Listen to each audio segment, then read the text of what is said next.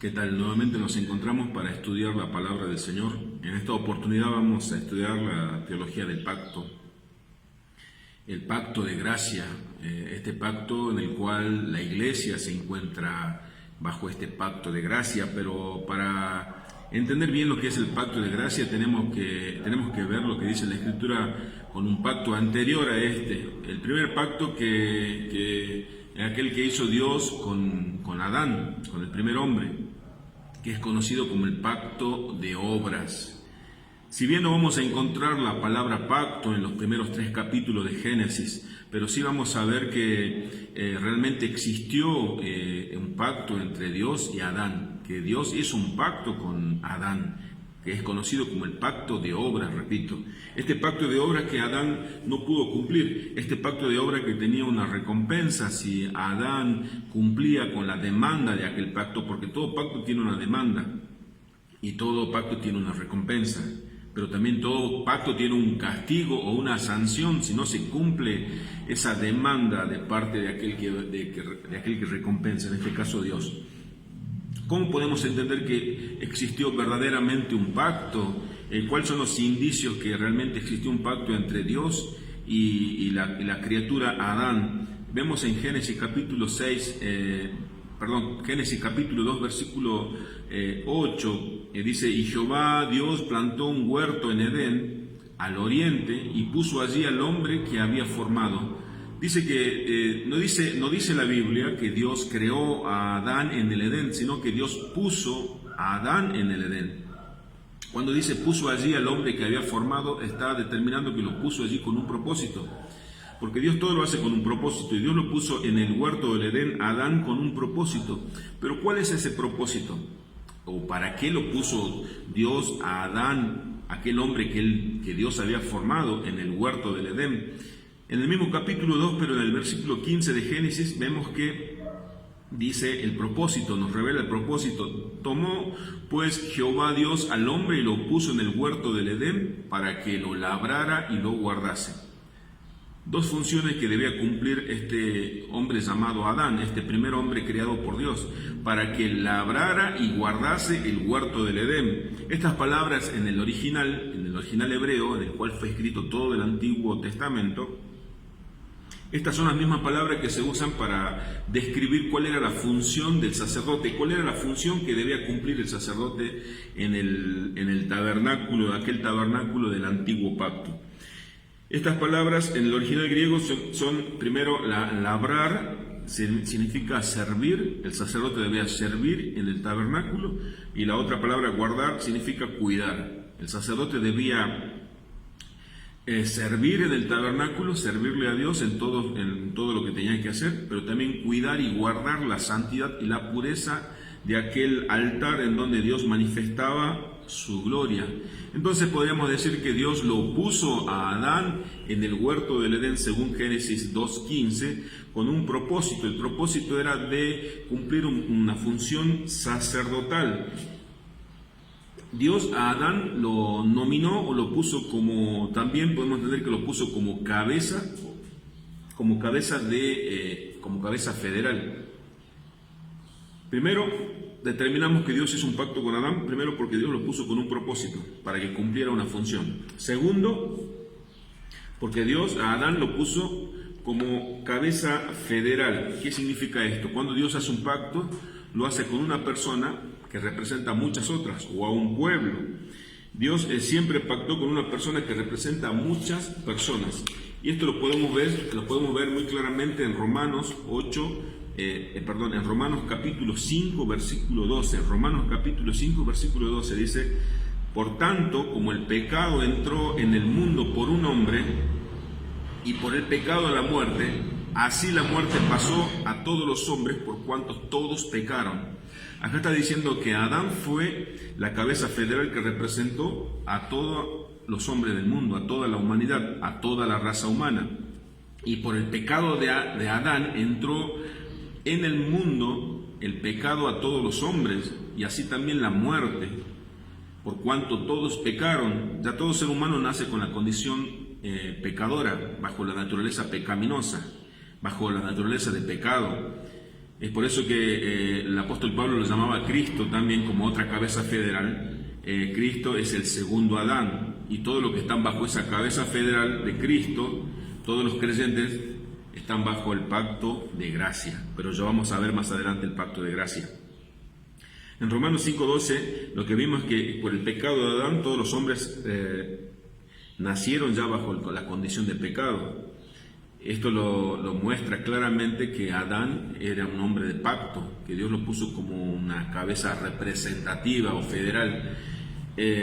Un ejemplo, si yo peco, a usted no le afecta directamente, a usted no recibe la maldición. Si usted peca, yo no recibo su maldición, pero el pecado de Adán sí impactó y puso bajo pecado, y se introdujo el pecado a toda la raza humana, porque era cabeza federal, estaba bajo pacto.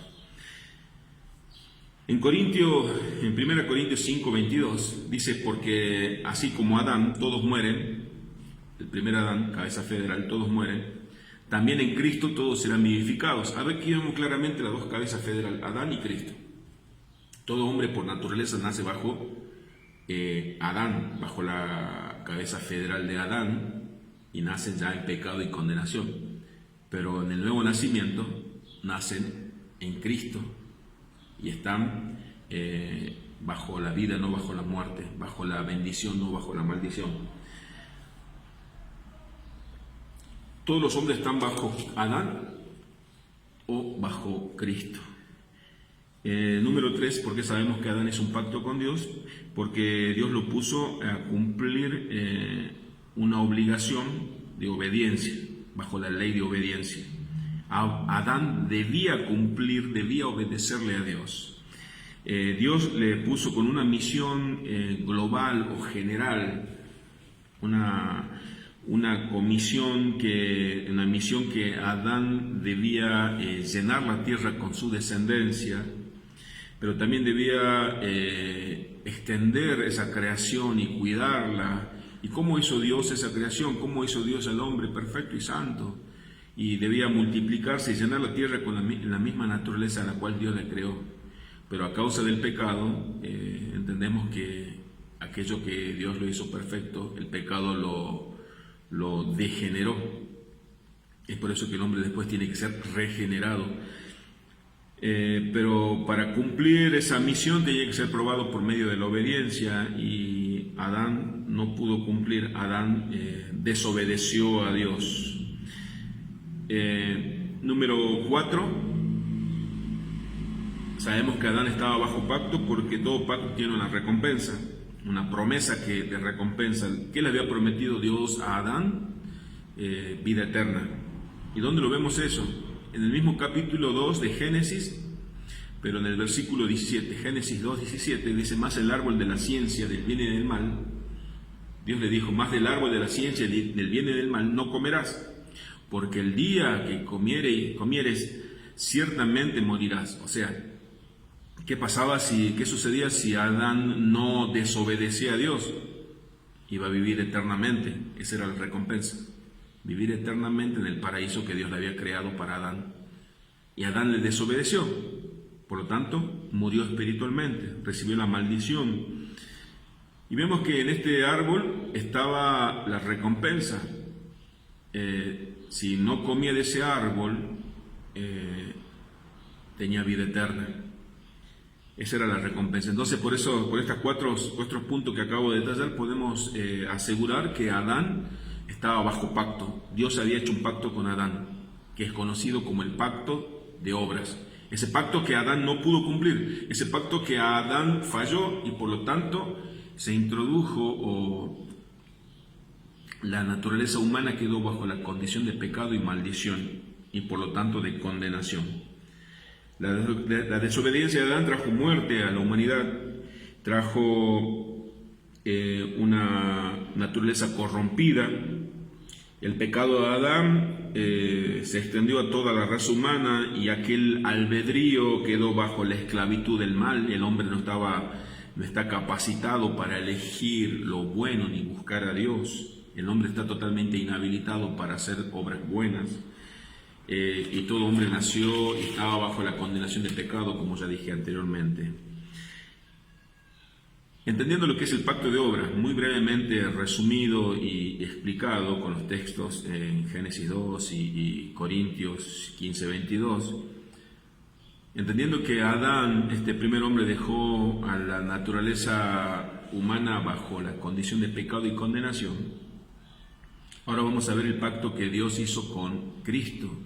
El Padre hizo un pacto con el Hijo, pero entendamos que no lo veamos ni lo imaginemos a Dios pactando con Cristo, hablando y llegando a un acuerdo, porque en la unidad perfecta de Dios Padre, Dios Hijo y Dios Espíritu Santo está reflejado en la Escritura como un pacto de redención, para que nosotros con nuestra capacidad humana podamos entender aquella obra de redención. La redención se entiende cuando alguien en el mercado de esclavo compraba a un esclavo para luego dejarlo libre. Bueno, Cristo nos compró con precio de sangre, pagó un precio de su propia sangre para hacernos libres de la esclavitud del pecado y de la condenación. Esto lo vemos claramente en Isaías 42, capítulos 6 y 7, cuando dice: yo Jehová te he llamado en justicia y te sostendré por la mano, te guardaré y te pondré por pacto al pueblo, por luz de las naciones, para que abra los ojos de los ciegos, para que saques de la cárcel a los presos y de la casa de prisión a los que moran en tiniebla. Acá este pacto decía: hacé tal obra y te recompenso con otra. Te he llamado a justicia, te he llamado en justicia para que obedezcas, te sostendré por mi mano, te guardaré y te pondré por pacto al pueblo, por luz a las naciones, para que abra los ojos de los ciegos, para que saque de la cárcel a los presos y de las casas de prisión a los que moran en tinieblas. Esto me hace acordar a Lucas 4:18, luego que Jesús salió de ese desierto de tentación y entró a la sinagoga, dice Lucas 4:18, y Jesucristo leyó Isaías 53. Y cuando leyó Isaías, el Espíritu de Dios está sobre mí, dijo, por cuanto me ha ungido el Señor para dar buenas y nuevas a los pobres, para vendar los corazones quebrantados, etcétera, etcétera. Y luego dijo, esta profecía se ha cumplido hoy, y todos lo miraron y no soportaron eso y quisieron matarlo al Señor sacándolo de empujones y despeñarlo.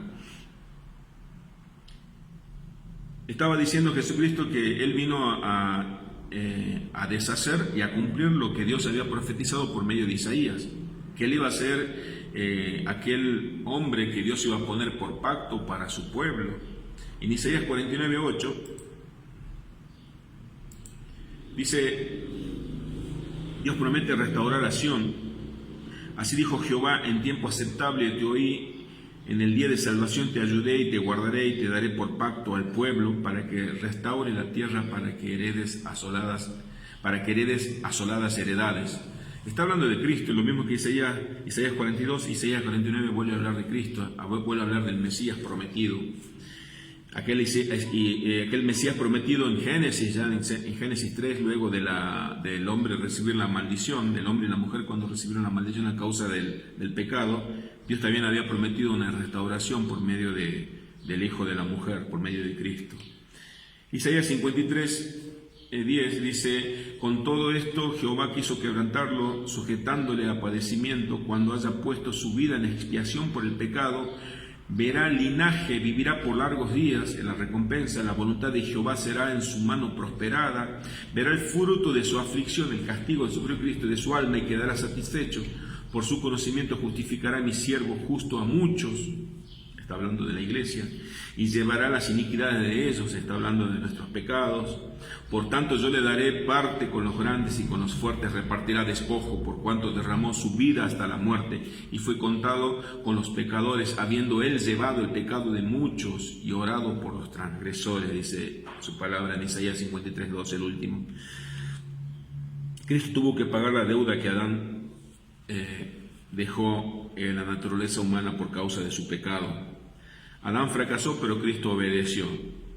Con su obediencia redimió, por eso Pablo lo llama el postrer Adán. En 1 Corintios 15:45 dice, así también está escrito, fue hecho el primer hombre Adán, alma viviente, y el postrer Adán, espíritu vivificante. Está hablando de las dos cabezas federales. Cristo fue el postrer Adán que trajo vida eterna, aquella que el hombre había perdido en el huerto del Edén. Cristo resistió las tentaciones del diablo, la cual Adán no pudo resistir. Lo que el primer Adán no pudo hacer, Cristo lo hizo. Por eso Jesús en la cruz le dijo al Padre: Padre, consumado es, he terminado con tu obra de redención, con este pacto de redención hecho entre Dios y Cristo. El pacto de redención es el pacto de obra que Cristo sí pudo cumplir como el segundo Adán. Aquel primer pacto de obra que Adán no pudo cumplir, el segundo Adán sí pudo cumplir con todas las demandas y la obediencia que Dios le había establecido. Adán quebrantó el pacto de obras, Jesús lo cumplió el pacto de obras. Y ese pacto de obra de Cristo es conocido como pacto de redención. Ahora ya con el pacto de redención consumado y cumplido, Dios nos regala esa redención. Y es lo que nosotros conocemos, es lo que la teología define como pacto de gracia.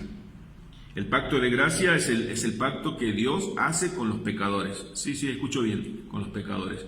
Dios promete a los pecadores, por medio de Cristo, porque Cristo es el mediador del nuevo pacto, salvarlo y bendecirlo eternamente, darle vida eterna. Él es el prometedor, Él es el que promete, pero Él es también el que garantiza eso. No está el hombre como garantía ni tiene que cumplir una demanda para que ese pacto sea efectivo, sino el pacto de gracia es el pacto de redención ofrecido al hombre gratuitamente. Por eso se llama de gracia, es gratuito, que lo recibe por fe. Y Cristo es el mediador, porque es por medio de Cristo. El pacto de obra cumplido, concluido y terminado y consumado es ofrecido al pecador por gracia. El pacto de redención fue entre Dios Padre y Cristo. El pacto de obras fue entre Dios y Adán. Y el pacto de gracia es entre Dios y el hombre. Dios Todopoderoso, el Creador de los cielos y de la tierra, prometiendo por medio de un pacto hecho sobre la sangre de Cristo, ese pacto de redención que Cristo ganó con su obediencia perfecta, con su santidad perfecta, esa redención que Él ganó en la cruz y el Padre nos las ofrece a nosotros. Dios promete salvación eterna al creyente. ¿Y por qué es gratuito? Porque Cristo pagó todo. Nosotros lo recibimos por medio de la fe. Dice Romanos 5:17, dice la Escritura: pues si por la transgresión de uno solo reinó la muerte, mucho más reinará en vida por uno solo, Jesucristo, los que reciben la abundancia de la gracia y el don de la justicia. Romanos 6:23 dice: porque la paga del pecado es muerte, lo que hizo Adán, mas la dádiva, el regalo de Dios es vida eterna en Cristo Jesús, Señor nuestro. Dice Hebreos 12:24, a Jesús el mediador del nuevo pacto, y la sangre rociada que habla mejor que la de Abel. La sangre de Cristo habla mejor que la de Abel, porque la sangre de Abel gritaba por venganza. La sangre de Cristo habla de paz. En 1 Corintios 11:25 dice: asimismo tomó también la copa después de haber cenado, diciendo: esta copa, es el nuevo pacto en mi sangre. Haced esto todas las veces que la bebiereis en memoria de mí. Ese sacramento que la iglesia debe cumplir tiene que ser una celebración. Jesucristo ordenó que la iglesia debía conmemorar la cena del Señor. Es por eso que en la copa recordamos el nuevo pacto hecho en la sangre del Hijo de Dios. Ese pacto que el profeta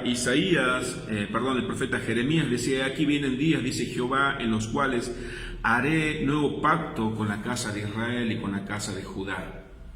No como el pacto que hice con sus padres el día que tomé su mano para sacarlo de la tierra de Egipto, porque ellos los israelitas invalidaron el pacto, porque no pudieron obedecer tampoco. Como no pudo obedecer Adán, los israelitas no pudieron obedecer ese pacto. Ellos tenían que obedecer y venía la bendición a causa de la obediencia. Los israelitas eran los garantes de ese pacto. Que no pudo obedecer, dice, aquellos días haré pacto, después de aquellos días, dice Jehová, daré mi ley en sus mentes, dice en el versículo 33. El versículo 32 leo nuevamente: no como el pacto que hice con sus padres el día que tomé su mano para sacarlo de la tierra de Egipto, porque ellos invalidaron mi pacto. aunque fui yo un marido para ellos, dice Jehová. El versículo 33 de Jeremías 31 dice: pero este es el pacto que haré con la casa de Israel. Nosotros somos la Israel espiritual de Dios. Después de aquellos días, dice Jehová, daré mi ley en su mente, ya no estará externa la ley, sino en nuestra mente, y la escribiré en su corazón, y yo seré a ellos por Dios, y ellos serán por pueblo. Él es nuestro Dios, nosotros somos su pueblo. Y no enseñará más ninguno a su prójimo ni ninguno a su hermano, diciendo: conoce a Jehová, porque todos me conocerán, desde el más pequeño de ellos hasta el más grande, dice Jehová. Y perdonaré la maldad de ellos y no me acordaré más de sus pecados. Ese es el pacto, todo el perdón, la paternidad de Dios, la salvación, la regeneración. La ley ya no exterior, sino en nuestra mente y en nuestros corazones, todo eso está bajo pacto, bajo un contrato, bajo una garantía dada por Dios. Ese pacto únicamente puede fallar, hay una sola posibilidad de que ese pacto falle. No que nosotros fallemos, porque no es el mismo pacto que hizo Dios con los israelitas, no es el mismo pacto que hizo Dios con Adán. Este pacto Dios lo hizo Él mismo, y el garante de ese pacto es Él mismo. Si Él no cumple, todas las demandas y todo el castigo va sobre Él. Para que ese pacto falle, Dios tiene que fallar. Y sabemos que eso es imposible, porque dice Hebreos 6, es imposible que Dios mienta, porque la fidelidad de Dios es para siempre, como decía el apóstol Pablo a Timoteo. Si nosotros somos infieles, Dios permanece fiel, porque Él no se puede negar a sí mismo. Hermanos, ese es el pacto que tenemos nosotros, esa es la garantía. No hacía falta que Dios hiciera un pacto, con su palabra era suficiente, pero Dios quiso poner bajo pacto la salvación, la bendición, la redención, esa transformación en una nueva criatura que nos hizo por medio de Cristo. Todo eso, todos esos beneficios bajo pacto. Sabemos, como dice la Escritura, que cuando alguien incumple un pacto es merecedor de castigo, pero nosotros no somos los garantes. Es por eso que podemos estar confiados, no hay ninguna amenaza en este pacto, porque este pacto es mejor que el anterior. Este pacto de salvación nadie puede deshacerlo, porque este pacto fue hecho bajo la sangre de Cristo, fue hecho en la sangre de Cristo. En el pacto de Adán, en el pacto de obra de Adán todos murieron porque Adán falló. En el pacto de obra de Cristo fuimos redimidos. Cristo vino a deshacer las obras del diablo, Cristo vino a deshacer todas las maldiciones a causa de la desobediencia del primer hombre. ¿Y cuáles son los beneficios de este pacto de gracia? Voy a enumerar 5 beneficios entre múltiples beneficios.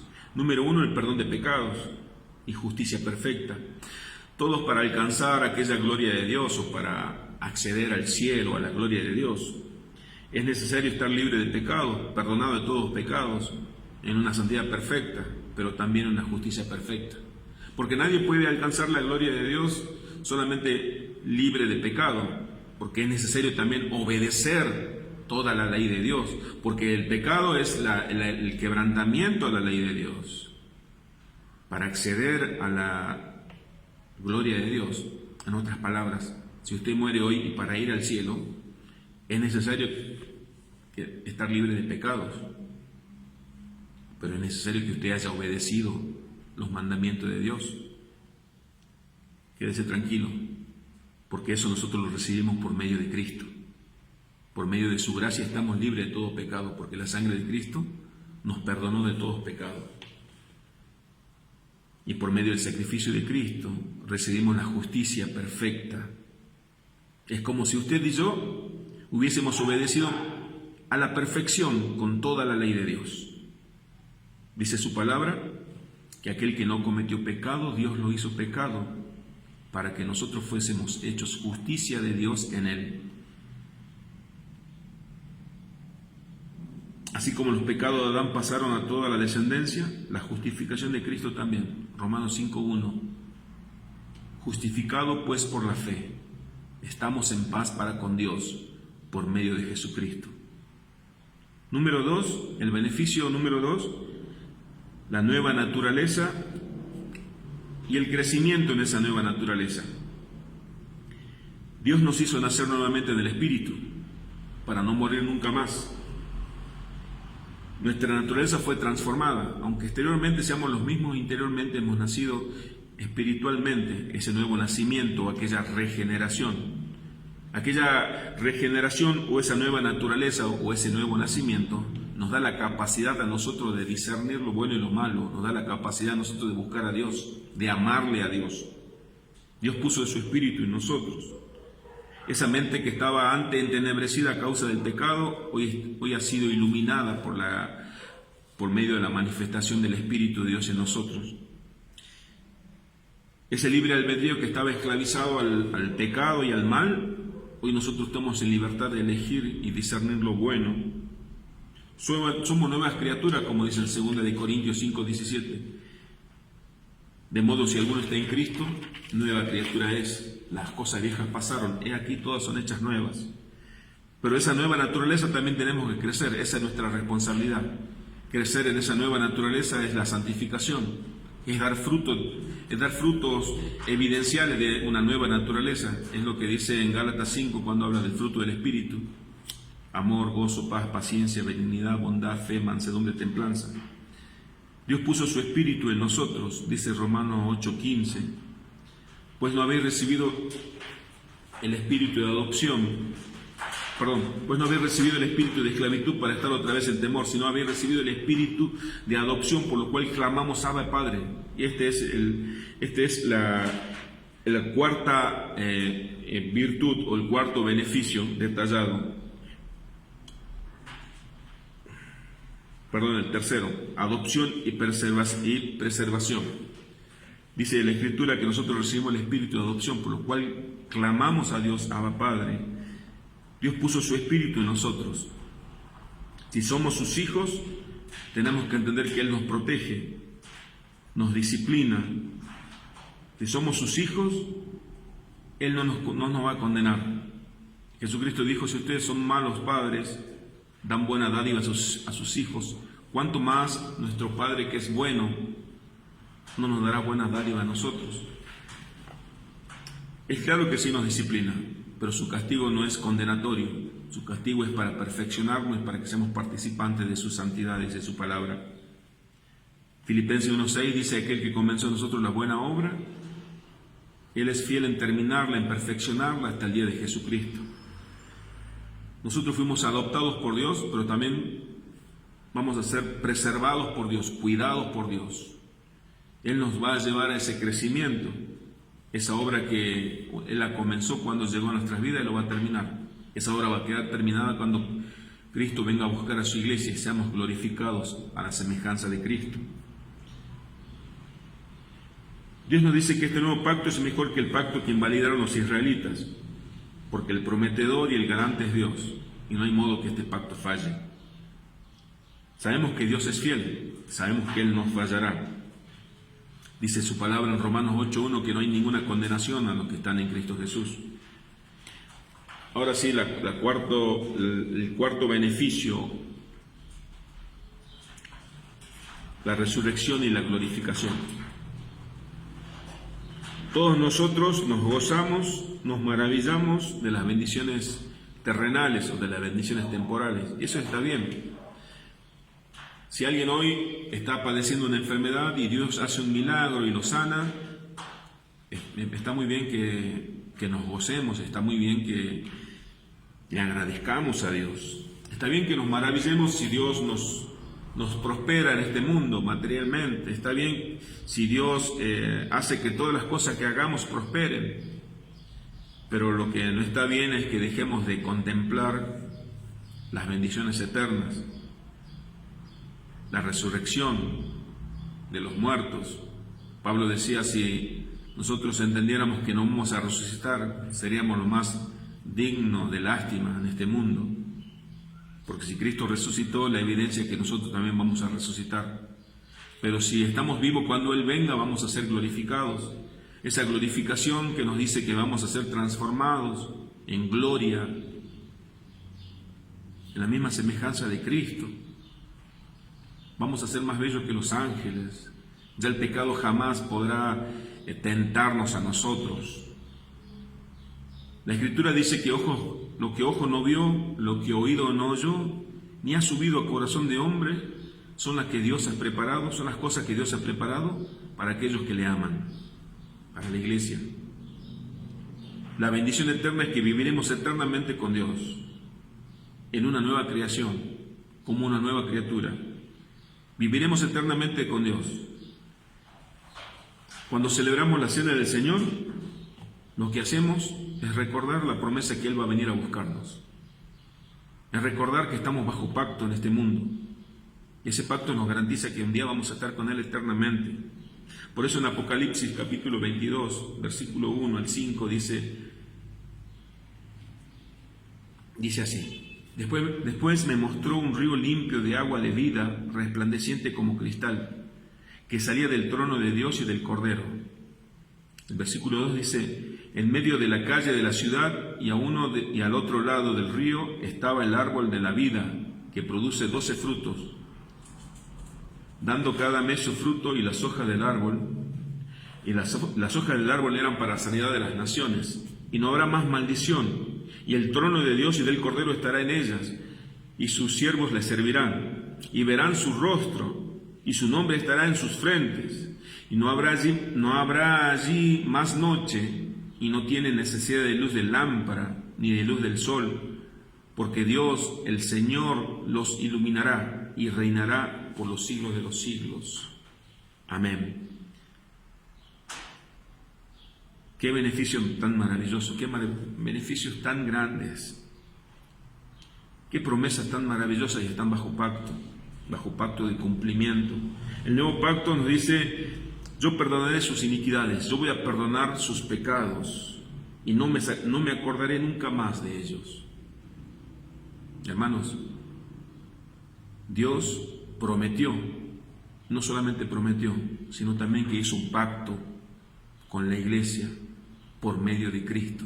Cristo es el mediador del nuevo pacto. Solamente a Dios gloria.